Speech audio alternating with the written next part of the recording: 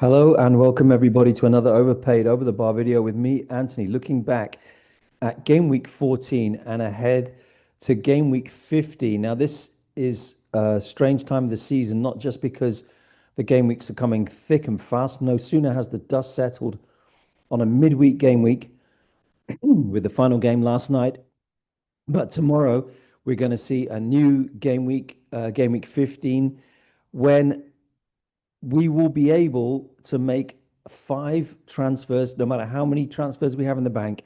Everybody will have a maximum of five transfers they can make next game week. So what we're going to do in this video is look at well, first of all, we're going to look at the transfers that everybody's going to make, because there's no surprises there. There are several players that everybody's going to buy, and excuse me, I'm going to recommend you buy them too.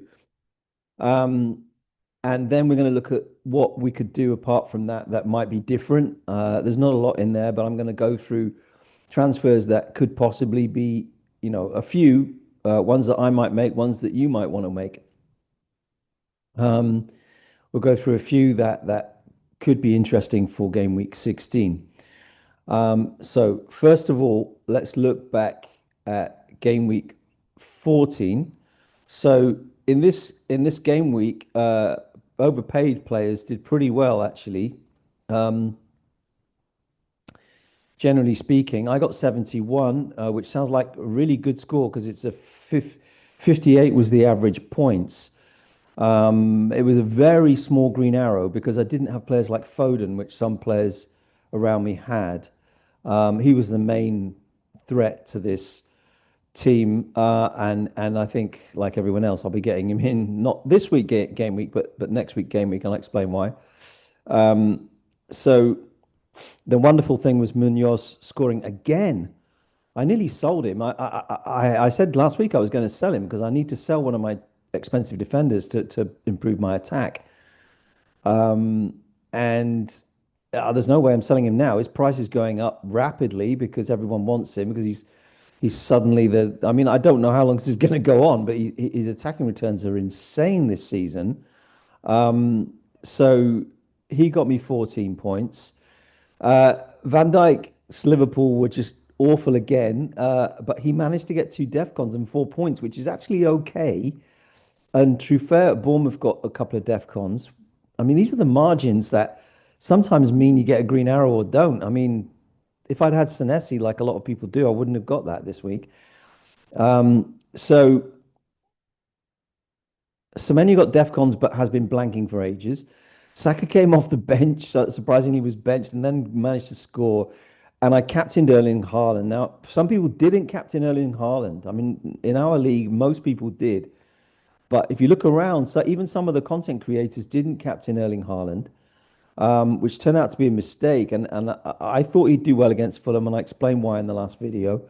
Obviously, not a genius thing to say. So I'm quite happy with that as a game week, I have to say. And what am I, 16K? Yeah, I mean, that was a very small green arrow because I think I was more or less, I think it was 18K last week. So I'm still going up. And I'm obviously extremely happy with this rank. I don't know how long it's going to go on for, but let's see. So there are a couple of great scores this week. Rio Rebels, Matthew White, who, well, he's within 43 points of me, which is not a hell of a lot in FPL. He's scored 78. He didn't have Foden, but he has Bruno Guimaraes and Gay. So he did well there. Freddie played his free hit, very successful free hit. This was because he had Foden. Didn't have a lot otherwise. For some reason, he went for De Ligt in defense, who didn't even play actually. And then otherwise, this is a decent free hit team. It certainly was close to the one I would have picked for sure. It doesn't mean it's decent, but Sporting is very arrogant. Yeah, it's close to the one I would have picked. Sporting Lisbon got 67. These are all decent scores, but Bunkyo, Japanese. I was trying to get in touch with Tomo in Japan. He was one of my students in visiting Spain from Japan, doing a business course. He's kind of a business guy. He was a young guy, but he was quite doing very well in business. Um, and I can find him on LinkedIn, but I can't. He hasn't. He's difficult to get hold of. I don't have his email, so I don't think he's seen his LinkedIn message. I really wanted to get him in to do an interview. He's got Calvert Lewin. Look at that. That's brilliant. He's got Calvert Lewin, Bruno Guimaraes. Oh, that's great. Someone's got the faith in Calvert Lewin, who actually scored for the second week running, amazingly. So he got 94 points, up to sixth position. Um, apart from that, Liz did quite well. John Wilson did quite well, and Louis Louis did pretty well because he had Kudus, Reinders, Wirtz. This is a very alternative team, and Gay. Okay, so let's look ahead to game week 15, first of all. So this is coming up now. Teams to target. Now, remember, if you have more than one free transfer, use it because you'll lose it otherwise. It must be something in your team you need to change, like a sub or something. Um, so I have two transfers. So I've used them already. I'll show you in a moment. Who I got, excuse me, my cough in the morning. I shouldn't do these in the morning because my cough in the morning is always bad, as you know. So um, Man City, Sunderland, that would have been, a team to target. But you can see Sunderland really battling that one out and making it very difficult for Manchester City. By the way, Sunderland are one of the teams that are going to lose a load of players to AFCON. There's a few teams that will suffer more because of AFCON, and they're one of them. Newcastle, Burnley. Now, this one, I've banked on this one as a, I mean, Newcastle at home, 3 o'clock on a Saturday against Burnley. I've got three Newcastle players. I'll show you who. I think otherwise, there's not. I mean, Aston Villa Arsenal is going to be a really good game to watch at 12:30. But I mean, could go either way. There's no reason why Arsenal won't lose that. Aston Villa very hot when they're hot, aren't they? Leeds, Liverpool. That one's a good one, but again, Liverpool totally off form. I think. I mean, before this week, I would have said Man United at Wolves is a good one to bank on, but no, nobody's going to go there after what they did at home to West Ham. And even a lot of people are selling Man United assets even before this game, which seems a bit crazy to me, but people are selling in Burma. We'll see that in a moment. I'm not going to sell him. I've got him. I'm going to keep him for that game. Man United are very unpredictable, despite how bad they can be. It's not Man United. It's not how good they can be there on their day. It's about how bad they can be on their day because they really are astonishingly bad sometimes. Um, Fulham, Crystal Palace. Yeah, there's not a lot of really great fixtures here if you're going to go for a 1 week punt with the five free transfers coming up. So let's go straight to this. Okay, so have a look at the transfers in for this week. Who's everyone buying? Because this is a very good clue as to who they're going to buy in game week 16. So Munoz, obviously, Timber and Gay. Well, I mean, the Crystal Palace defenders at the moment look like great picks. I'm not sure how long that's going to go on for, by the way. I've talked about in the last video how tired they're going to get. They've got Europa League games coming up. They don't change their 11 much. I'm not sure how long that's going to go on for. Um, in midfield, this is where it gets interesting. So obviously, Phil Foden is the most transferred in player of the game week. 700,000, 800,000 transfers in. Now, that is going to be even more crazy next week because everybody's going to buy Foden. 8.3 for a player that is turning out goals for fun and is capable of getting assists too is a cheap price because you can move off players like Bruno Fernandes and Burmo. You can move off players that are you can sell two players to go up to Foden. He is going to be one of the players that everyone is buying. I think Bruno is more to do with the fact of his fixtures this week. I don't think next week is going to be that expensive. And Marino, I don't understand why people are buying Marino.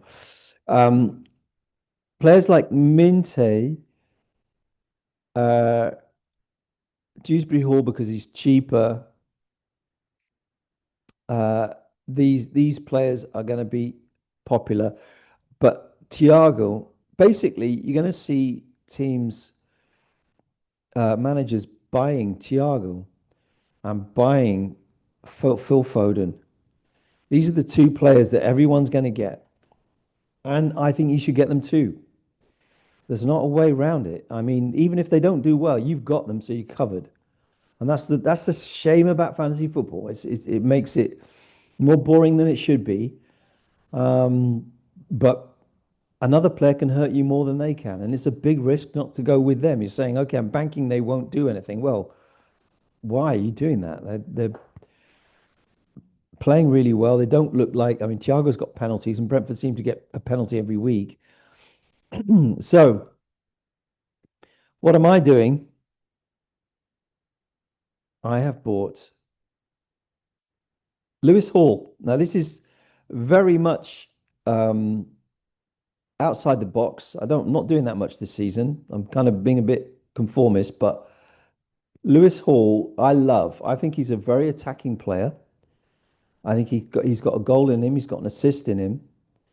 I'm probably keeping him after this game week, but I might not because we've got all those transfers. But I'm definitely having him for this game week. I bought him to play at home to Burnley, where you'd hope Newcastle were capable of keeping a clean sheet. I brought in Bruno Guimaraes, and I did it before his price rise, so I was quite happy about that. I sold Semenyo before his price has probably gone down. Has his price gone down? I'm not sure actually. It might have. It will go down. Um, so I'm looking at the Newcastle Burnley game. What time is it? 3 o'clock on Saturday. I already said. Um, 3 o'clock on Saturday. I'm going to be glued to my screen, hoping Newcastle can get me some points. Um, that is the fixture I've gone for. I brought in Anderson last week, and he's got Everton this week, so I'm starting with him. I'm leaving Chufer on the bench because he's got Chelsea. Obviously, Mukiele's at Man City.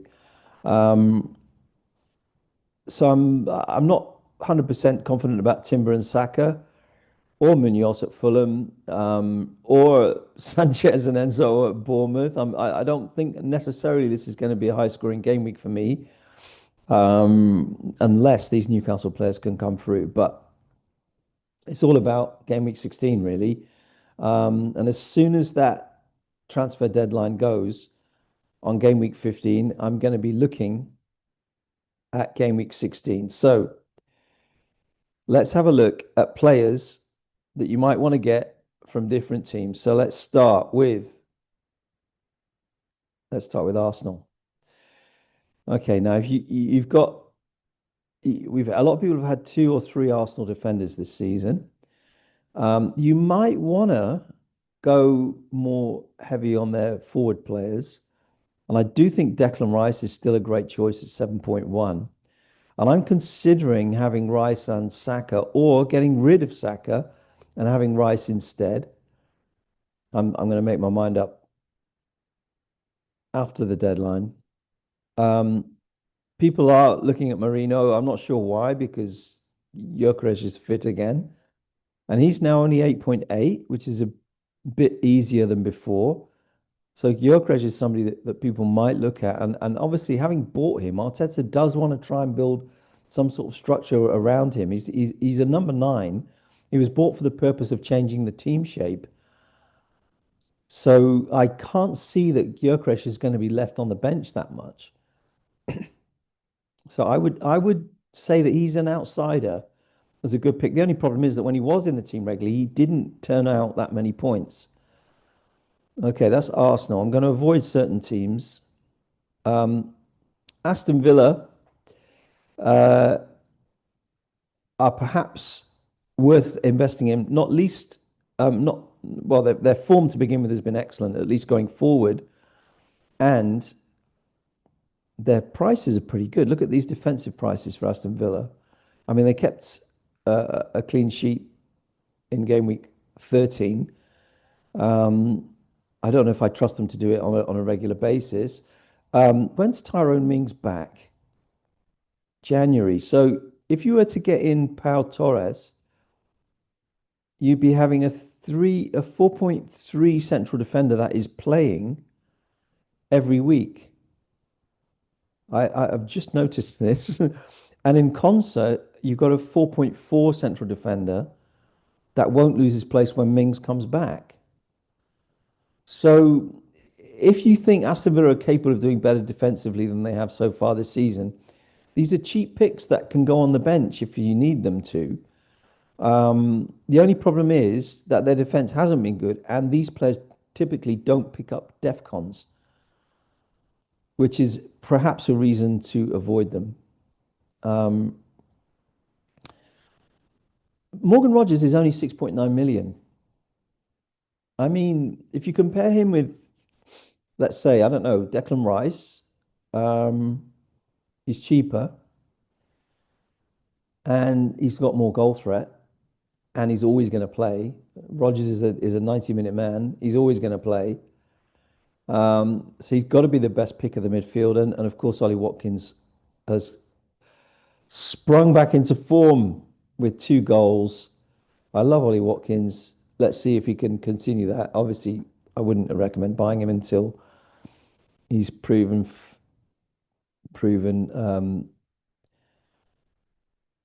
to be a long-term option. Bournemouth, they've kind of fallen off.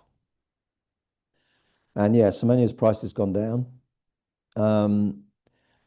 Senesi is going to be one of those players people are transferring out, and don't buy him because he's 5 million now. He's 5 million now, so don't buy him. Um, yeah, I don't recommend anybody from Bournemouth. Um, Brentford are interesting. They've got good fixtures. Have a look at this. So they got Spurs away, Leeds at home, Wolves away, Bournemouth at home, Spurs at home, Everton away, Sunderland at home. They're all good fixtures. There's none of those that is not a good fixture. Even Tottenham away right now is a good fixture. So you might want to look at one of their defenders because their defenders do pick up. Like Vandenberg's got 40 points. Um, yeah, no, he's not turning out much, but he's perhaps worth looking at. 4.5 or Coyote. Dango's off to the AFCON, which I think makes Shada a better bet. And up front, Thiago. I saw an interview on the Portuguese cable channel with Thiago, who's Brazilian. Um, and this guy, he's so cool and nice, and real because he went through a lot.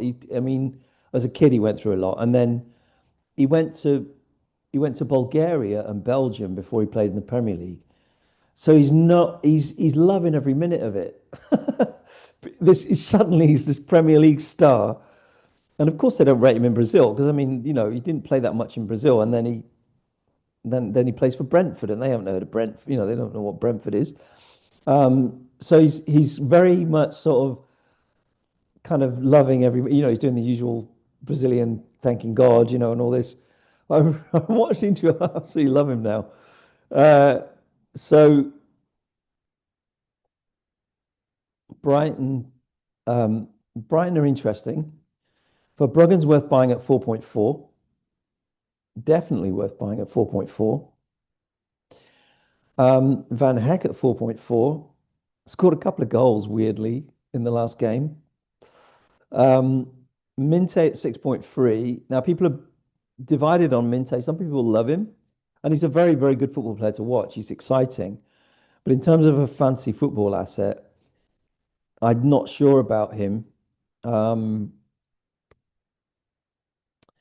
totally. I'm not sold on Minte, but he's worth, 6.6 for Welbeck as well. Okay, that's also a good buy. Let's have a see elsewhere. Obviously, not looking at Burnley. Um, Chelsea very quickly. The obvious picks are Sanchez, Chalobah, Cucurella. Don't go to James. He doesn't play enough. Neto, I think, is the best pick in the midfield. Enzo, or Enzo. Yeah, Enzo maybe, and Joao Pedro up front. I mean, very unpredictable club in every single way on the field. Their system is not consistent. Their system, the way they play, will never make them a consistent team on the field. Palace, I think you're just looking at the defenders at the minute. I don't think you're looking at anyone else. Mateta is being sold. Everton, uh, they won, and I'm a big critic of Everton, but really I shouldn't be because their league position says that they're a lot better than I'm making them out to be. Um, so you might, I mean, Tarkovsky's too expensive, but he's done well, to be fair. 64 points is not bad at all. Um, in the midfield, and Jai is going to AFCON. This could hurt them a bit, uh, but it does mean that Grealish and Dewsbury Hall will be even more important in terms of their creativity. I wouldn't say Grealish is a good pick. I think Dewsbury Hall at 5 million is an excellent pick. I'm not going there myself. Beto and Barry, people are really wanting Barry to do well now. He's quite popular with Everton fans, evidently. I'm not sure he will, but people seem to think there's a chance he will. For Fulham, Anderson's still a really good pick at 4.5. Very popular with the so-called experts. Well, they don't call themselves experts, to be fair, but the content creators, and for good reason. He picks up defcons even when Fulham concede. In midfield, Harry Wilson is worth looking at. This is a player whose minutes are not that much so far this season, but he's still got 3 goals and 3 assists. And if you look at his minutes, he's starting to play more. And for the amount of time he's been on the field, these are very good returns. 5.2 million is an excellent price. It depends on how you balance your team. I like having 5 midfield players that all are very, strong, or at least as strong as I can get. And I'm not sure he is that person. Okay, Leeds, I'm not looking at. Liverpool, this is hard because Ekatike and Isak might be a natural pick now with Salah going to African Cup of Nations, but we don't know which one's going to play. Isak will get more game time for sure than Ekatike, but we don't know. In midfield, Gakpo's still ticking along, and Gravenberg is 2 points behind Gakpo. How is this possible? Because we think of Gakpo getting the goals. You see, if you look here, in this game, Gravenberg didn't get a goal or an assist, but he got 5 points. In this one, he got 3 points. In this one, he got a goal, got 11 points. So he got those hauls earlier in the season. But even so, I mean, you could say Gakpo's the best asset, but Gravenberg's much better than Szoboszlai, for example, in my opinion. He's a million cheaper, and nobody's talking about Gravenberg. People are mentioning Szoboszlai, but he's literally 10 point. He has 10 points more, and he's a million cheaper. So if you're going to go Liverpool midfield, I wouldn't, but perhaps we could just not talk about them. In fact, and move on to the next team, which is Manchester City. Now, everyone's going to buy O'Reilly. If they haven't already, everyone's going to buy Foden, and everyone's going to have Haaland. Those are the three Man City players to have. The only one I recommend going against is O'Reilly, because if you haven't got them already, 5.2 is not that expensive, not that cheap. 5.2 is not that cheap if you haven't bought him already. I don't know who else you'd buy in that team. Eitner is going to African Cup of Nations. From the defense, you could get Donnarumma's 5.7. That's not worth it. They can see goals. Anyway, Manchester United, what a team this is. What a bunch of, they just don't, they really are rubbish. I mean, you never know what they're going to do, though. That's the problem with Man United. They'll turn up one day and you never know which game. The only thing is, they're losing Mbermo and Ahmed to the African Cup of Nations. And if they're not their two best players this season, then they're among the best four. So they're losing. I mean, for a team that, I mean, especially when the rest of the team's been largely rubbish, they're losing two players that have been consistently good for most of the season to AFCON. It might mean Cunha starts producing. He's only 7.9 now, but I can't see any Manchester. I'm sorry, but I can't see any. I know nobody in this league buys Man United players, but don't. Um, Newcastle, obviously, you've seen the ones I've bought. I recommend those at least for this game week. Apart from them, um, it's a bit difficult buying Barnes or Gordon or Murphy now because they're going to be rotated. They have Champions League games. They might, but defensively, these are still worth a shout. Chow, Livramento, Burn, or Shah. I mean, it does depend when Botman's coming back. Oh, he's coming back soon. So you have to be a bit careful with Share because he might not keep his place. Um, yeah. Then Nottingham Forest. Difficult to know how well they're going to do. They do seem a bit more solid now. I've brought in Anderson because he's a bit of a sleeper. He's capable of getting attacking returns, and his defcons are good. Uh, Igor Jesus might be another one you'd look at, 5.8. He's a forward that could be an outside the box pick. He's definitely um, favoured by Sean Dyche, and he seems to be doing pretty well. Spurs ignore. Sunderland, they're losing loads of players to AFCON. Just wait on Sunderland while they adjust to that situation. West Ham, nobody. They're losing Diouf and who's the other one? Um, they're losing two defenders to AFCON. I think it's has Wan-Bissaka has he was English, wasn't he? But he's joined it. He's changed his nationality football wise. It could be him. Anyway, they're losing two defenders. So however bad they are at the minute, you might see them get even worse. And Wolves obviously don't buy any of them. So hopefully you will find a way to make your team strong enough to take on the other. Remember, by this stage of the season, not everyone is still actually paying attention. So if you're ranked 2 million or something, there's going to be about 300,000, maybe a bit less, players ahead of you that don't even know they've got 5 free transfers.